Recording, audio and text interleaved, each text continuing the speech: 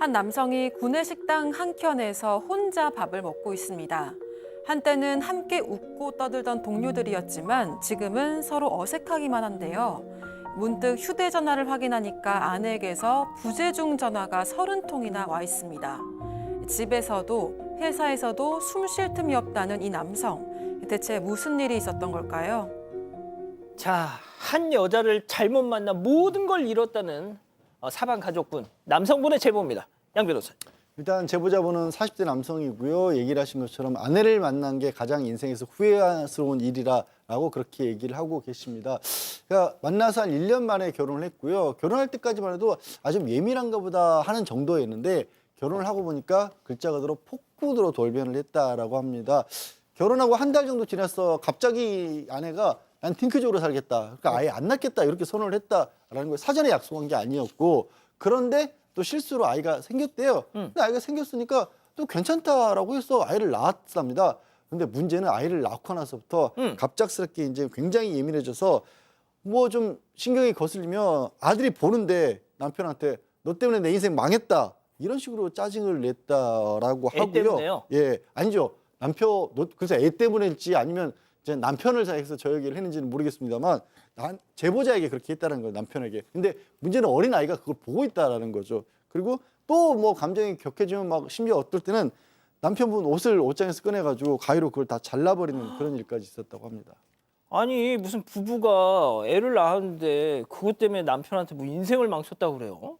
네, 이게 아내가 화를 참지 못하는 편이었습니다. 아내는 전업주부인데 아침에 뭐 예를 들어서 제보자가 물을 마시고 컵을 안 씻고 출근을 하면 이제 화를 내기 시작을 했는데요. 어느 정도냐면 전화를 걸어서 따지기 시작을 하는데 제보자가 뭐 회의 중이어서 못 받으면 부재중 전화가 100통씩 와 있었다고 합니다. 심지어 회사에까지 전화를 해서요. 남편을 바꿔달라 이렇게 요청한 적도 있었습니다. 게다가 회식이랑 출장도 모두 반대를 해서 제보자는 유난스러운 아내의 무능한 직원 이렇게까지 낙인이 찍혔고요.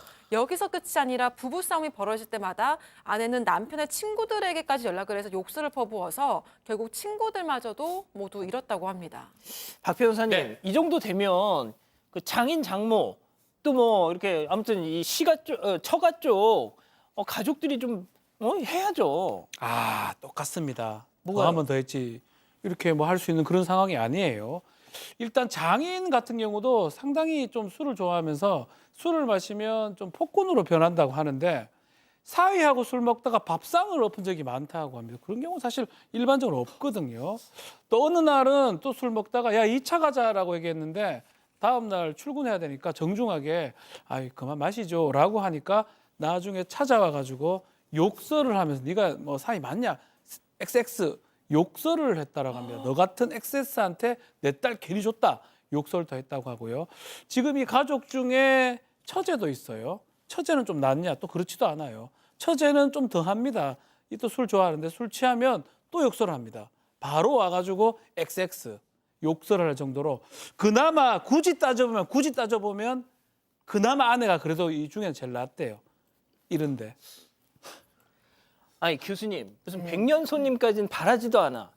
아니 무슨 장인이 사위한테 막 욕을 하고 처제가 형부한테 이게 뭐예요 이게? 네, 그러니까 이건 굉장히 가족 중심적인 좀 근본적으로 구조 중심적으로 봐야 될 것 같은데요. 그러니까 뭐 이 정도 되면은 유전적으로 같은 뭐 충동 조절을 못한다던가 감정 조절을 못한다던가 그런 문제가 있을 수도 있고 아니면 환경적으로 서로 뭐 부모님이 너무 뭐 약간 폭력적으로 양육을 하는데 그것을 자녀들이 그대로 뭐 이어 학습했다거나 이런 환경의 영향도 있어 보이죠. 뭐 상당히 하여튼 정상적인 그런 가족 구조는 아닌 것 같습니다. 그래서 이 제보자께서 참다 도저히 못 참겠어서 무릎을 꿇고 이혼을 해달라라고 얘기를 했대요.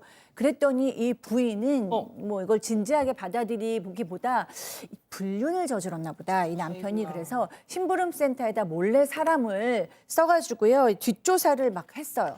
그런데도 이제 남편의 유책 사유를 전혀 찾아내지 못하니까 그때 얘기를 하기를 좋다. 그러면은 이혼을 해줄 텐데 대신에 전 재산을 주고 가라. 라고 얘기를 몸만 나가라 이렇게 얘기를 했어요.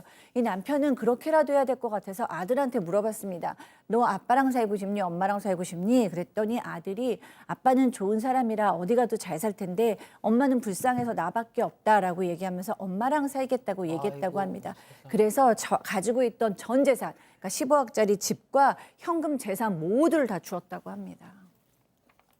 그러니까 이혼을 했고 내 아들이라도 좀 건사하게 키워줬으면 하는 바람에 모든 걸 다 주고 혼자 나왔어요. 네, 근데 그게 끝이 아니었습니다. 전 아내는 이혼을 하고 나서도 제보자에게 연락해서 이 아파트에 돈이 묶여서 지금 당장 쓸 돈이 없다. 이 아들이 해외여행을 너무 가고 싶어 한다. 이렇게 하소연을 했는데요. 당시 제보자는 이렇게 아내한테 재산을 모두 넘겼으니까 차마 부모님한테도 말을 못하고 혼자서 원룸에서 살고 있었던 상황이었다고 합니다. 하지만 이 아내 성격을 알고 있으니까 혹시라도 돈을 안 줬다가 무슨 해코지를 당하거나 아들이 피해를 입을까 봐 두려워서 이게 투잡까지 뛰면서 어렵게 돈을 마련해서 여윳돈을 보내줬다고 하는데요. 하지만 제보자는 이렇게 무리한 투잡으로 인해서 회사에서 점점 눈밖에 나기 시작을 했다고 그러겠죠. 합니다. 결국 압박 끝에 퇴사까지 했다고 하고요. 이 수입이 끊기자 전 아내의 태도도 달라지기 시작을 했습니다. 어떡해요? 아들을 핑계 삼아서 제보자에게 손을 벌리는 대신에 이 새로운 남성과 만나기 시작했다고 합니다. 자, 그런데 이혼하고 나서 2년이 지났는데 어느 날 이 전처 흔적도 없이 그냥 사라졌다. 그러니까 이혼하고 나서 2년 정도 지나서부터 갑자기 연락이 아예 끊겼다라고 하고요. 심지어 제보자의 아들조차도 학생이었는데 어린 학생인데 전학을 갔는지 아예 연락이 안 됐다라고 합니다. 경찰에게 물어봐도 이혼을 했잖아요, 법적으로. 그러니까 이건 개인정보니까 알려줄 수 없다라는 대답만 들어왔다라는 거예요. 근데 그런 와중에 이제 지인으로부터 굉장히 충격적인 얘기를 들으셨다라고 합니다. 일단 지금 자기 재산을 전부 아내 명의로 돌려놨던 거잖아요. 이게 이혼을 하는 과정에서 이제 재산분할 같은 걸 하진 않았기 때문에 재산분할 청구라도 해야 될까라고 생각을 했는데 지인분이 알려준 게 2년이 지났기 때문에 재산분할 청구가 안 된다라는 얘기를 그제서야 알게 된 겁니다. 그래서 지금 제보자분은 혹시 지금 아예 결혼 2년 되기를 기다렸다가 그냥 아예 순식간에 사라져버린 게 아닌가라는 의심을 좀 하고 있는 상황입니다. 자, 그러면 실제 이 제보자분 얘기 직접 한번 들어보시죠. 영수를 도장을 찍은 다음에 2년이 지나기 전까지는 재산 분할이 가능하다는 사실을 저도 모르고 있었는데 일단 전 재산을 다 주고 난 다음에 연락이 딱 끊어버리니까 2년 지난 다음에 이건 누가 봐도 계획적이라고 할 수밖에 없어요. 가끔 연락을 할 수 있는 정도 수준인데 지금은 뭐 연락처도 차단시켜버렸고요. 자, 그럼 오늘의 궁금증 짚어보죠. 이혼 후 15억 받고 지금 연락이 두절된 아내 아이만이라도 만날 수 있는 방법을 좀 알려달라고 하십니다, 박 변호사님. 자, 재산 분할이 이제 2년입니다. 2년 안에 청구를 해야 되는데 그거를 아마 실제로 노렸을 가능성이 매우 높아 보이고요. 본인이 또 이혼 전후로 이렇게 증여를 직접 해버리는 상황이 있기 때문에 법적으로는 쉽지는 않아 보입니다. 뭐 법률행위 취소라든지 이런 것들은 전문가의 좀 도움을 좀 받아봐야 될 것 같은데 좀 만만치 않아 보이고요. 다만 아이 부분은 면접교섭권 부분도 아마 이혼하면 정했을 것 같은데 그게 이행이 안 되고 있으면 청구를 다시 해야 될 것 같습니다. 면접교섭권 하고 싶다라고 청구를 하면 그 부분은 받아들여질 가능성이 매우 높습니다. 자, 일단 뭐 재산이야, 양 변호사님. 뭐 이렇게 본인이 이렇게 넘긴 거니까 그렇다 쳐도 아이 문제. 그러니까 지금 박 변호사 얘기한 것처럼 면접 교섭권을 해놓는데 그걸 이행하지 않고 했다라면 면접 교섭 청구를 할 수도 있고 또 그 이후에 이제 아예 어떻게 보면은 뭐 다른 상태를 고려해서 양육자 변경 청구 같은 거. 그러니까 이게 설령 받아들이지 않더라도 그 소송을 통해서 그 아들의 소재를 파악할 수 있는 방법은 있습니다. 그건 이제 소송을 통해서만 할 수 있거든요. 그런 방법이 있긴 합니다. 그럼 일단 연락은 닿을 수 있겠네요, 교수님.